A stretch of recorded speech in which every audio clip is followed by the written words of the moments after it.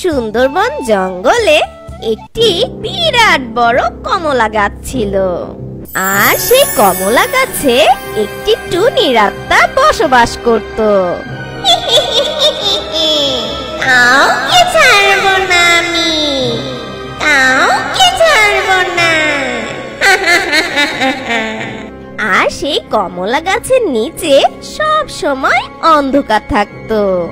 একদিন রাতের বেলা মিষ্টি টিয়ে বাজার থেকে বাড়ি ফিরছিল, আর মিষ্টি টিয়ের বাড়ি ফিরতে ফিরতে অনেক রাত হয়ে যায়।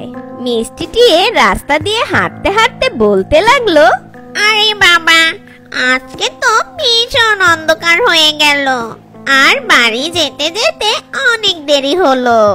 বাজার করে আসতে এত রাত হবে বুঝতেই পারিনি। জঙ্গলের রাস্তাগুলো এত অন্ধকার, কিছুই দেখতে পাচ্ছি না। এই অন্ধকারে কিভাবে যে বাড়ি পৌঁছাবো ভেবেই পাচ্ছি না, আর মনে হচ্ছে এই রাস্তা যেন ফুরোচ্ছে না। ওফ, কি যে করি। এসব কথা বলতে বলতে টিয়া সেই বিরাট কমলা গাছের নিচে এসে দাঁড়ালো। এই তো সেই কমলা গাছটা। তার মানে আমি আমার বাসার খুব কাছে এসেছি। উফ বাবা, হাঁটতে হাঁটতে বড্ড ক্লান্ত হয়ে গেছি। যাই, আর একটু কষ্ট করে বাড়ি যাই, আর বাড়ি গিয়ে তাড়াতাড়ি ঘুমিয়ে পড়বো।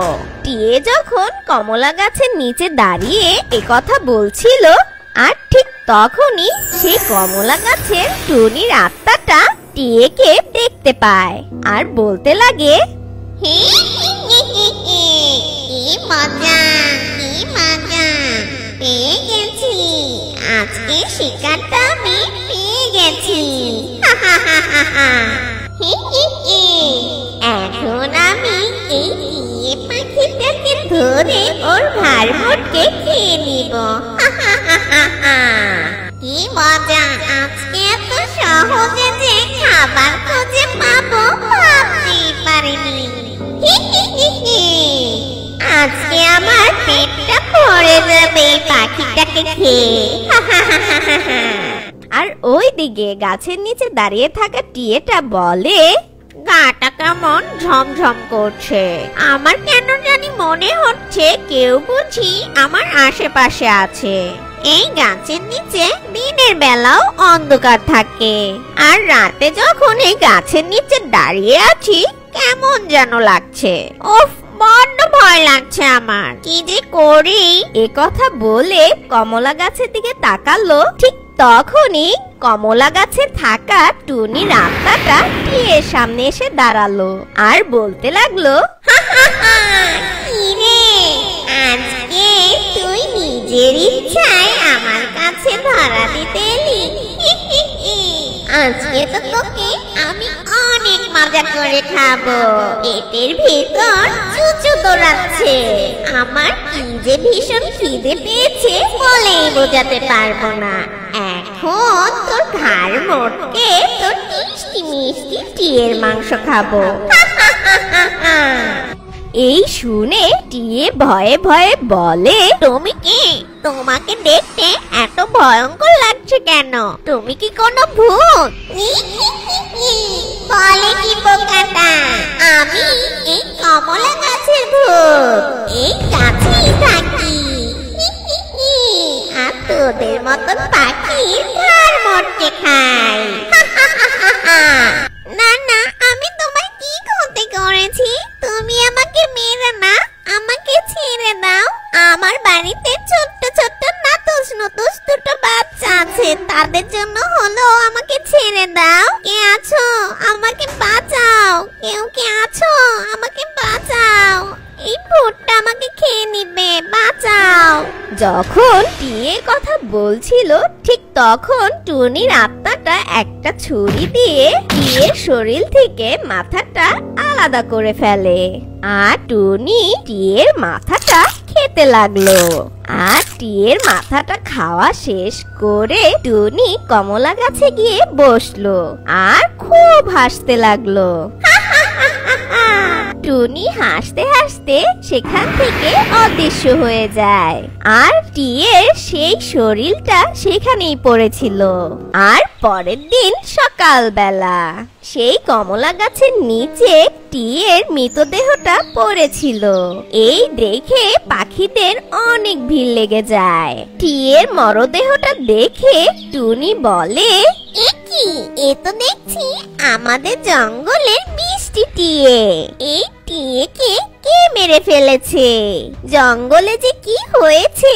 এই টিয়ে সহ অনেকগুলো পাখির মরদেহ এই গাছের নিচে পড়েছিল। এ কথা শুনে লুসি পায়রা বলে, আমার মনে হয় এটা কোনো ডাইনির কাজ। আমাদের জঙ্গলের পাখিগুলোকে খেয়ে নিচ্ছে সেই ডাইনিটা। এ কথা শুনে টুনি বলে, শোনো সবাই, আজ থেকে কেউ এই গাছের নিচে আসবে না, আর বিশেষ করে রাতের বেলায় কেউ আসবে না। এ কথা শুনে লুসি পায়রা বলে, ঠিক বলেছ টুনি, আজ থেকে কেউ এই গাছের নিচে আমরা আসবো না। টিয়ে পাখির মরদেহটা নিয়ে যাই। আর এই কথা বলে সব পাখিরা টিয়ে পাখির মরদেহটা নিয়ে সেখান থেকে চলে যায়। বেশ কিছুদিন পর টুনটুন অন্য জঙ্গল থেকে তার খালামণির বাসায় বেড়াতে আসে। আর খালামণির ঘরের কাছে এসে বলে, খালামণি, খালামণি, দেখো আমি এসে গেছি।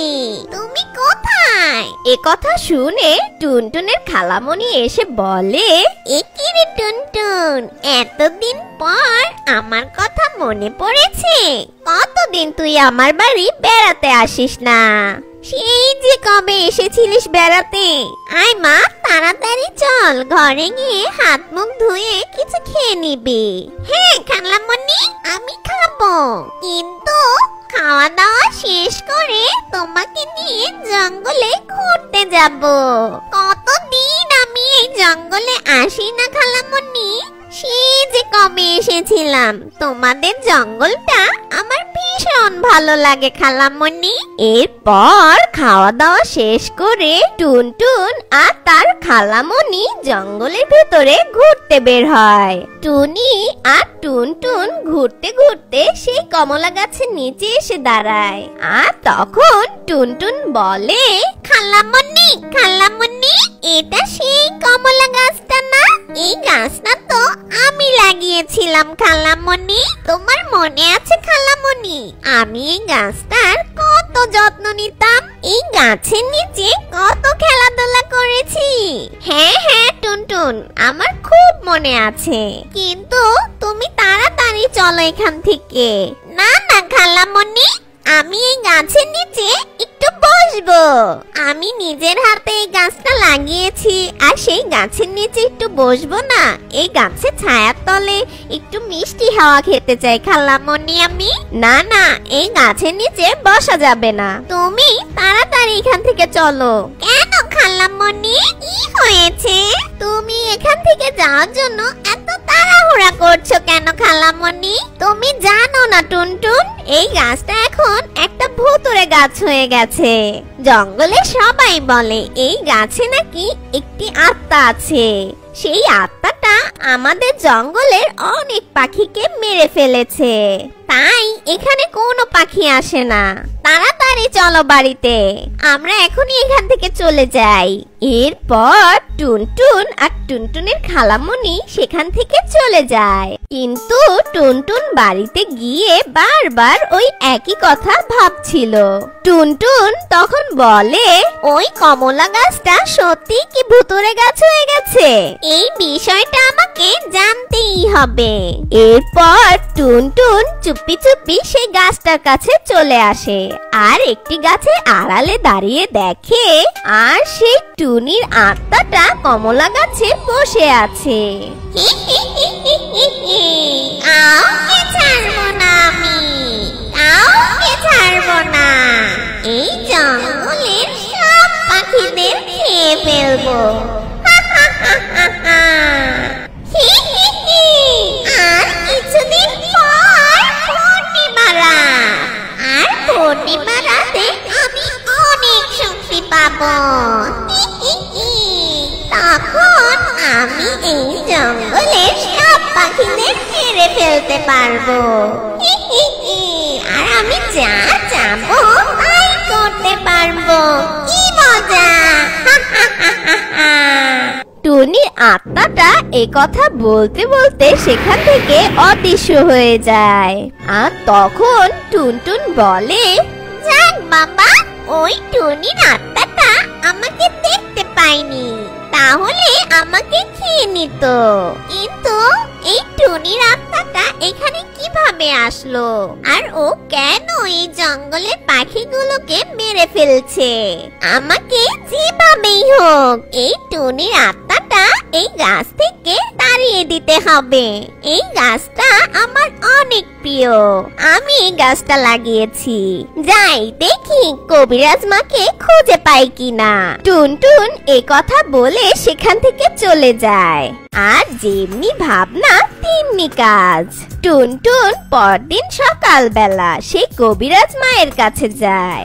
আর কবিরাজ মায়ের কাছে গিয়ে সবকিছু খুলে বলে, আমি অনেক আগে থেকেই ওই কমলা গাছের টুনির আত্মাটার কথা জানতাম, কিন্তু ও যে এই পূর্ণিমা রাতে শক্তি পাবে এটা আমার জানা ছিল না। তুমি যখন আমাকে বললে তাহলে আমি অবশ্যই সেই কমলা গাছের নিচে যাব তোমার সাথে, আর এটার একটা সমাধান করব। আসলে ওই টুনির আত্মাটা প্রতিশোধ নিচ্ছে, তুমি বুঝলে? কিন্তু কবিরাজ মা, ওই টুনির আত্মাটা কিসের প্রতিশোধ নিচ্ছে? সেটা তো আমি বলতে পারবো না, সেটা ওই আত্মাটাই বলতে পারবে। চলো আমরা আজ রাতে ওই কমলা গাছের নিচে গিয়ে টুনির আত্মার সাথে কথা বলবো। তারপর রাত হয়ে যায়। আর সেদিন রাতে টুনটুন আর কবিরাজ মা সেই কমলা গাছের নিচে যায়। আর সেই কমলা গাছের নিচে গিয়ে কবিরাজ মা বলে, এই টুনির ভয়ানক আত্মা, আমি জানি তুই এখানে আছিস আর তুই আমার কথা শুনতে পাচ্ছিস। তুই আমার সামনে আয়, বেরিয়ে আয়, আমার সামনে চলে আয়। আর কবিরাজ মায়ের এ কথা শুনে ঠিক তখন টুনির আত্মাটা সেখানে চলে আসে। তোরা হতবোকা! তোরা নিজে থেকে আমার কাছে পড়তে চলে এসেছিস। এখন তো আমি তোদেরকে খেয়ে ফেলবো। তুই তো আমাদের খেয়েই নিবি, তার আগে বল তুই কেন এই জঙ্গলের পাখিদের মেরে ফেলছিস? আসলে আমিও একটা সাধারণ টুনি পাখি ছিলাম। আমি যখন জীবিত ছিলাম তখন আমাকে ওই বজ্জাত কাক মেরে ফেলেছিল। তখন জঙ্গলের কোনো পাখি আমাকে সাহায্য করেনি। আর ওই বজ্জাত কাক আমাকে এই কমলা গাছের নিচে পুঁতে রেখেছিল। জঙ্গলের সব পাখিগুলো দেখেছে, কিন্তু কেউ আমাকে বাঁচায়নি। তাই আমিও জঙ্গলের কোনো পাখিকে বাঁচতে দিব না। আমি যখন প্রথম ভূত হয়ে গেছি তখন ওই কাককে আগে মেরে ফেলেছি।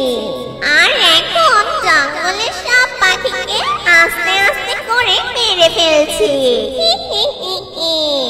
আর এই পূর্ণিমাতে আমি এই গাছে চিরস্থায়ী হয়ে যাব। আর আমার মনের বাসনা পূরণ হবে। এই জঙ্গলের সব পাখিদের আস্তে আস্তে আমি খেয়ে নিব।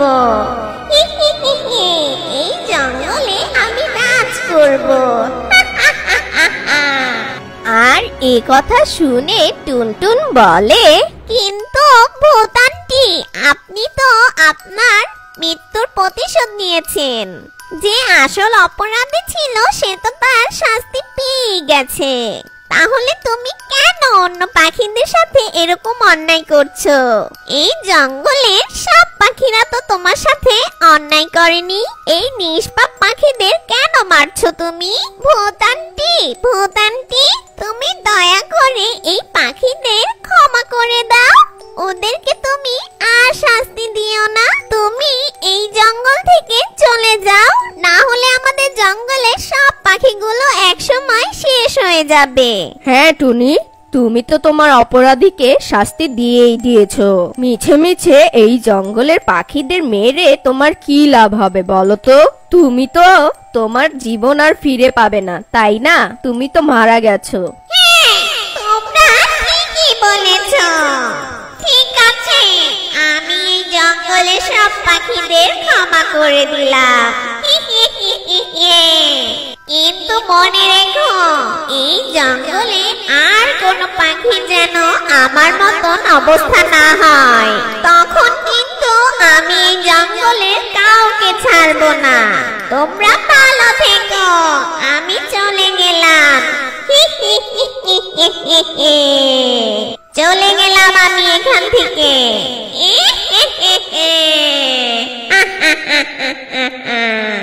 এরপর টুনি সেই আত্মাটা সেই কমলা গাছ থেকে চলে যায়, আর তারপর সেই জঙ্গলের সব পাখিরা নির্ভয়ে জীবনযাপন করতে লাগে।